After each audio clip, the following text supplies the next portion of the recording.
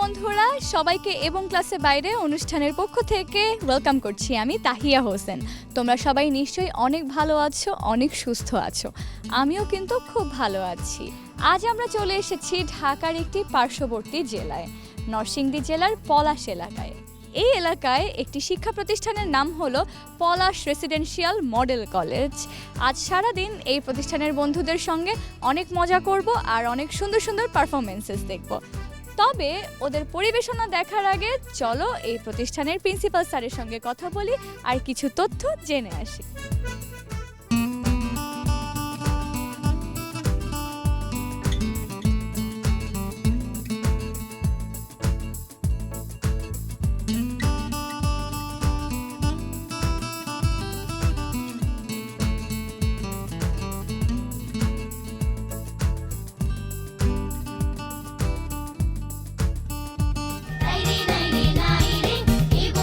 আসসালামু আলাইকুম স্যার, কেমন আছেন? ওয়ালাইকুম আসসালাম, আলহামদুলিল্লাহ ভালো আছি। আপনারা সবাই ভালো আছেন? আলহামদুলিল্লাহ, আমরাও খুব ভালো আছি। অ্যান্ড আপনার কাছে শুরুতেই চলে এসেছি কলেজ সম্পর্কে জানতে। যা যা আপনি দর্শকদের জানাতে চান যদি একটু জানাতেন। আমাদের Palash residential model school and college এই প্রতিষ্ঠানটি নরসিংদী জেলার পলাশ উপজেলার প্রাণকেন্দ্র পলাশ বাসস্ট্যান্ডের পাশে দড়িহাওলাপাড়াতে অবস্থিত। এই প্রতিষ্ঠানটি 2022 সালে প্রতিষ্ঠিত হয়েছে এবং 2024 সালে প্রথম বেচ ইন্টারমিডিয়েটে অংশগ্রহণ করেছে এইচএসসি পরীক্ষায় এবং উপজেলার মধ্যে অন্যতম শ্রেষ্ঠত্বের অধিকারী ফলাফল অর্জন করতে সক্ষম হয়েছে এবং দ্বিতীয় বেচেও এই প্রতিষ্ঠানটি উপজেলার মধ্যে অন্যতম সেরা রেজাল্ট করতে সক্ষম হয়েছে। আমি আমার নিজ উপজেলায় একটি আধুনিক এবং মানসম্পন্ন শিক্ষা প্রতিষ্ঠান বিনির্মাণের উদ্দেশ্যে আমি এই প্রতিষ্ঠানটি আসলে প্রতিষ্ঠিত করেছি, যেন উপজেলা শহরের থেকেও উপজেলা শহরের ছেলেমেয়েরা জেলা শহর বা বিভাগীয় শহরের যে শ্রেষ্ঠ প্রতিষ্ঠানগুলো রয়েছে সেই প্রতিষ্ঠানগুলোর অনুরূপ কারিকুলাম এবং সিলেবাসের আলোকে তারা যেন নিজেদেরকে গড়তে পারে, তার প্রত্যয়েই কিন্তু পলাশ রেসিডেন্সিয়াল মডেল স্কুল অ্যান্ড কলেজটি প্রতিষ্ঠিত করা হয়েছে। এবং মানুষের আশা আকাঙ্ক্ষার এবং প্রত্যাশা বেড়ে যাওয়ার কারণে ইতিমধ্যে আমরা কিন্তু আমাদের এখানে স্কুল শাখার কার্যক্রমও শুরু করতে যাচ্ছি। পলাশের মানুষ যে বিশ্বাস, ভরসা এবং আস্থা রেখে এই প্রতিষ্ঠানকে সহযোগিতা করেছে, আমিও তাদের সেই বিশ্বাস এবং আস্থার প্রতিদান দেওয়ার জন্য প্রায় স্কুল অ্যান্ড কলেজ মিলিয়ে প্রায় 55 জন শিক্ষক এখানে রয়েছে। আর আমি এটি আপনাদেরকে নিশ্চিত করি যে আমাদের এই প্রতিষ্ঠানটি ধূমপান এবং রাজনীতিমুক্ত এবং আমরা কিশোর গ্যাং থেকে আমাদের শিক্ষার্থীদেরকে বিরত রাখার জন্য নানা ধরনের অ্যাক্টিভিটিস এখানে পরিচালনা করে থাকি। এটি একটি সুশৃঙ্খল ব্যবস্থাপনার মাধ্যমে পরিচালিত হচ্ছে। শতভাগ ক্যাডেট সিস্টেমে এই প্রতিষ্ঠানটি পরিচালিত হচ্ছে। অনেক ধন্যবাদ স্যার। একটি প্রশ্নের মাধ্যমে আমরা অলরেডি সমস্ত ইনফরমেশন পেয়ে গিয়েছি, আর এত ব্যস্ততার মাঝেও আপনি সময় দিয়েছেন এবং সব কিছু জানিয়েছেন আমাদেরকে, সেজন্য আমরা কৃতজ্ঞ। বাংলা ভিশনের এবং ক্লাসের বাইরে পক্ষ থেকে আপনার জন্য স্মারক শুভেচ্ছা। আপনাকে ধন্যবাদ, বাংলা ভিশনকেও ধন্যবাদ। বন্ধুরা, প্রিন্সিপাল স্যারের সাথে এতক্ষণ কথা বললাম আর এই স্কুল কলেজ সম্পর্কে অনেক তথ্য জানতে পেরেছি, তোমাদেরকেও জানিয়ে দিলাম। তবে এই প্রতিষ্ঠানের শিক্ষার্থীরা পরিবেশনায় কেমন সেটা তো তোমাদেরকে জানাতে হবে, দেখাতেও হবে। আর দেরি না করে শুরু করব এই বন্ধুদের একটি গানের পরিবেশনা দিয়ে। তার আগে ওদেরকে জিজ্ঞেস করে নেই ওরা কি গান শোনাবে। তোমরা কি গান শোনাবে? চমৎকার একটি গান, একটি দেশাত্মবোধক গান। তাহলে চলো বন্ধুরা, আর দেরি না করে ওদের পরিবেশনা দেখি।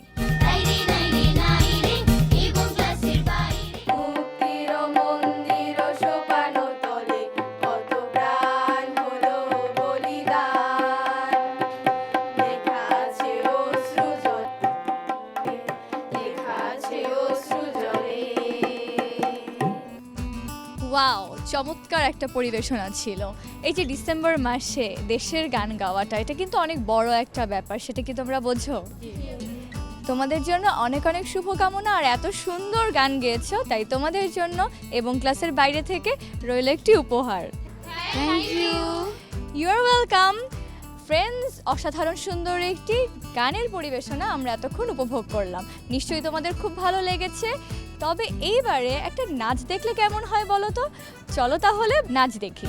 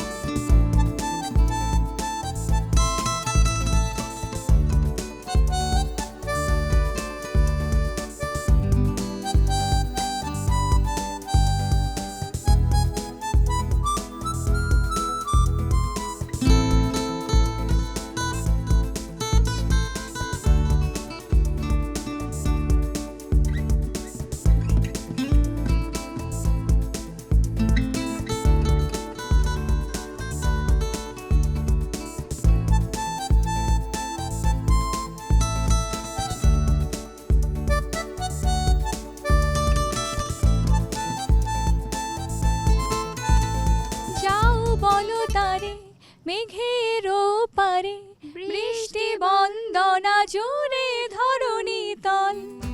অনেক সুন্দর একটা পারফরমেন্স ছিল মন্দিরা, আমার তো খুব ভালো লেগেছে, নিশ্চয়ই বন্ধুদেরও খুব ভালো লেগেছে। তোমার জন্য বাংলা ভিশনের এবং ক্লাসের বাইরে পক্ষ থেকে রইল একটি ছোট্ট উপহার। You are welcome. ফ্রেন্ডস, মন্দিরার পারফরমেন্স নিশ্চয়ই তোমাদের খুব ভালো লেগেছে, আমার তো অনেক ভালো লেগেছে। কিন্তু অনুষ্ঠানের এই পর্যায়ে নিয়ে নিতে হবে ছোট্ট একটি বিরতি। তোমরা কিন্তু কোথাও যাবে না, ফিরে আসছি একটা ব্রেকের পর। বিরতির পর আবারও ফিরে এলাম, সবাইকে ওয়েলকাম করছি এবং ক্লাসের বাইরে থেকে আমি তাহিয়া হোসেন। আর আমার সাথে আছে এই বন্ধুরা যারা জ্ঞানের পরীক্ষা দিতে অনেকক্ষণ ধরে প্রিপেয়ার্ড হয়ে আছে। তাহলে চলো আর দেরি না করে ওদের বুদ্ধির পরীক্ষা নেওয়া যাক। সো ফ্রেন্ডস, শুরুতেই আমি নিয়মগুলো বলে দিচ্ছি।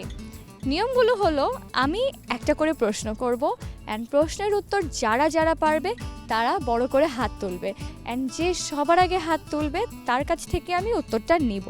উত্তরটা যদি সঠিক হয় তাহলে পেয়ে যাবে পয়েন্ট, আর প্রশ্নের মাঝখানে যদি কেউ হাত তুলে ফেলো তাহলে কিন্তু ডিসকোয়ালিফাইড। ওকে? অ্যান্ড আজকে সর্বোচ্চ স্কোরার যে হবে সে হয়ে যাবে এই পর্বের উইনার, অর্থাৎ জ্ঞানীমান। Okay, so ready? Alright, let's start. তোমাদের জন্য প্রথম প্রশ্ন, পবিত্র কুরআন মজিদে কতটি আয়াত আছে কে বলতে পারবে? তুমি সবার আগে হাত তুলেছো, তোমার নাম কি? জামিলা। জামিলা, ওকে, অ্যান্সারটা বলো। 6236টি। একদম সঠিক উত্তর। জামিলার জন্য জোরে হাততালি হবে। অলরাইট, এবারের প্রশ্ন, বিশ্বনবী হযরত মুহাম্মদ সাল্লাল্লাহু আলাইহি ওয়াসাল্লামের দুধ মাতার নাম কি? সবার আগে হাত তুলেছো তুমি। What's your name? মহুয়া। তুমি অ্যান্সারটা বলো। হালিমা। Yes, correct answer. ভয় পেয়ে বলছো কেন? হাততালি হবে হালিমার জন্য। এবারের প্রশ্ন, মহান মুক্তিযুদ্ধকালীন এই দেশকে কয়টি সেক্টরে ভাগ করা হয়েছিল? সবার আগে হাত তুলেছো কর্নারে তুমি। তোমার নাম কি? আনিকা। আচ্ছা, অ্যান্সারটা বলো। 9 নং সেক্টর। Nope, wrong answer. সঠিক উত্তর হলো 11টি। Sorry, no points. নেক্সট প্রশ্নে চলে যাই, দেখি এটা কে পারে। কোন দেশকে সূর্যোদয়ের দেশ বলা হয়? সবার আগে হাত তুলেছে জামিলা। আবারও বলো উত্তরটা। জাপান। Yes, correct answer. হাততালি হবে জামিলার জন্য। এবারের প্রশ্ন, বর্তমানে জাতিসংঘের মহাসচিব কে? সবার আগে হাত তুলেছো তুমি। তোমার নাম কি? নদী। ওকে, তুমি অ্যান্সারটা বলো। Antonio Guterres. Yes, correct answer. নদীর জন্য হাততালি হবে। নেক্সট কোয়েশ্চেন, তোমাকে পাওয়ার জন্য হে স্বাধীনতা কবিতাটির কবি কে? এটা অনেকেই কিন্তু বাংলা বইয়ে পড়েছো, সো এটা পারা উচিত। মনে আছে কারো? কেউ পারবে না? Any cases? ওকে, আমি অ্যান্সারটি বলে দিচ্ছি। বন্ধুরা, প্রশ্নের উত্তর হলো কবি শামসুর রহমান। নিশ্চয়ই তোমাদের মনে থাকবে। আচ্ছা, তোমাদের জন্য নেক্সট কোয়েশ্চেন, নিমন্ত্রণ কবিতার কবি কে? কেউ পারবে? কাউকে নিমন্ত্রণ করো তো বাসায়, নাকি কখনো করো? সবার বাসায় ফ্রেন্ডসদের অ্যান্ড রিলেটিভসদেরকে ইনভাইট করা হয়, তাই তো? বাংলা চর্চা আর একটু ভালো করে করতে হবে। হ্যাঁ, তুমি সবার আগে হাত তুলেছো। তোমার নামটা কি? অনন্যা। ওকে, তুমি উত্তরটা ট্রাই করে বলতে পারো। Jasimuddin. Yes, correct answer Jasimuddin. অনন্যার জন্য হাততালি হবে। তোমাদের জন্য এবারের প্রশ্ন, কবি শামসুর রহমান কোন জেলায় জন্মগ্রহণ করেন? সবার আগে হাত তুলেছে এবারও নদী। বলো উত্তরটা। নরসিংদী। নিব অ্যান্সারটা? নিব? নিয়ে নেই, ওর জন্য হাততালি হবে জোরে। এবারের প্রশ্ন, বিশ্ব স্বাস্থ্য সংস্থার সংক্ষিপ্ত নাম কি? সবার আগে হাত তুলেছে এবারও নদী। সো তুমি বলো, নদী, সাগর, জল কি আছে বলো। WHO। Yes, WHO। জানা আছে এটার ফুল ফর্ম কি ইংলিশে? World Health Organization. নদীর জন্য হাততালি হবে। And last but not the least, তোমাদের জন্য প্রশ্নটি হলো, মহান মুক্তিযুদ্ধে নরসিংদী কত নম্বর সেক্টরে ছিল? সবার আগে হাত তুলেছ সুবর্ণা। অ্যান্সারটা বলো। 3 নং সেক্টরে। Correct answer. সুবর্ণার জন্য জোরে একটা হাততালি। হাতে কোনো জোর পাচ্ছি না, জোরে হাততালি হবে। Thank you so much. And এর মধ্য দিয়ে শেষ হয়ে গেল আজকের জ্ঞানীমান সেগমেন্ট। এনি গেজেস আজকের জ্ঞানীমান কে হলো? জামিলা নাকি নদী? ওই যে ও তো বলছে জামিলা, বাট হাইয়েস্ট স্কোরার হলো নদী। সো নদীর জন্য জোরে একটা হাততালি হবে। তুমি কাছে চলে এসো, ওকে একটু স্পেস করে দাও। Alright, thank you so much everyone. তোমরা অনেক ভালো করেছো অ্যান্ড অনেকেই ট্রাই করেছো অ্যান্সার করতে, বাট আজকের হাইয়েস্ট স্কোরার হচ্ছে নদী। তোমার জন্য বাংলা ভিশনের এবং ক্লাসের বাইরে পক্ষ থেকে রইল একটি উপহার, your prize. You are welcome. Friends, দেখতে দেখতে আমাদের জ্ঞানীমান সেগমেন্টের এখানেই শেষ হয়ে গিয়েছে। আমরা জ্ঞানীমান সেগমেন্ট থেকে চলে যাচ্ছি প্রিয় বন্ধুরা, ফিরে এলাম একটা বিরতির পর। সবাইকে আবারও ওয়েলকাম করছি এবং ক্লাসের বাইরে থেকে আমি তাহিয়া হোসেন। বুঝতেই পারছো আমার চারদিকে এই বন্ধুরা কত সুন্দর লাল সবুজ শাড়ি পরে ওয়েট করছে তোমাদেরকে সুন্দর একটা পারফরমেন্স দেখাবে বলে। চলো তাহলে আর দেরি না করে ওদের নৃত্য পরিবেশনা দেখি।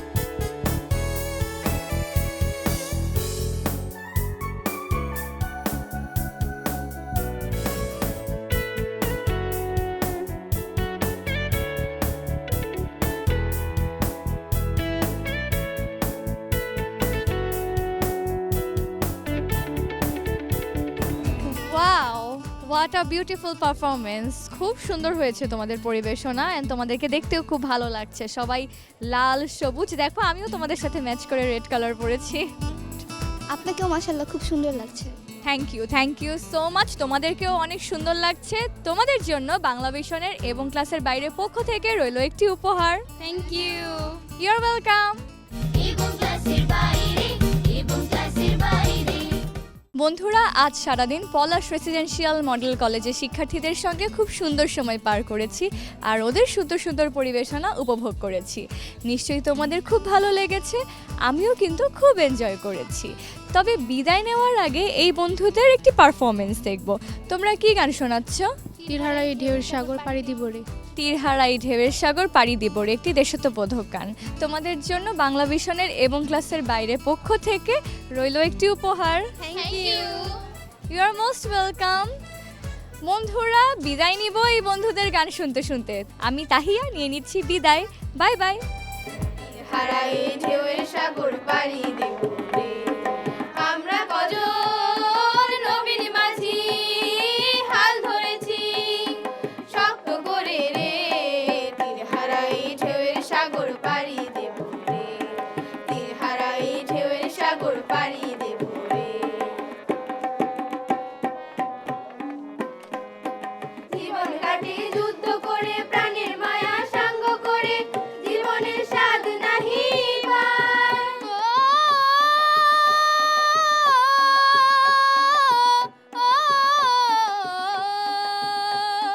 জীবন কাটে যুদ্ধ করে, প্রাণের মায়া সাঙ্গ করে, জীবনের স্বাদ নাহি পায়। ঘর বাড়ি ঠিকানা নাই, দিন রাত্রি জানা নাই, চলার সীমানা সঠিক নাই। জানি শুধু চলতে হবে, এ তোরই বাইতে হবে, জানি শুধু চলতে হবে, এ তোরই বাইতে হবে। আমি যে সাগর মাঝি রে, তীর হারাই ঢেউয়ের সাগর পাড়ি দেব রে, তীর হারাই ঢেউয়ের সাগর পাড়ি দেব রে। জীবনের রঙে মনকে টানে না, টানে না, ফুলের ওই গন্ধ কেমন জানি না, জানি না, জোছনার দৃশ্য চোখে পড়ে না, না না না না, তারাও ভুলে কবু ডাকে না, জীবনের রঙে মনকে টানে না। বৈশাখের ওই রৌদ্র ঝড়ে আকাশ যখন ভেঙে পড়ে, ছেঁড়া পালারও ছিঁড়ে যায়।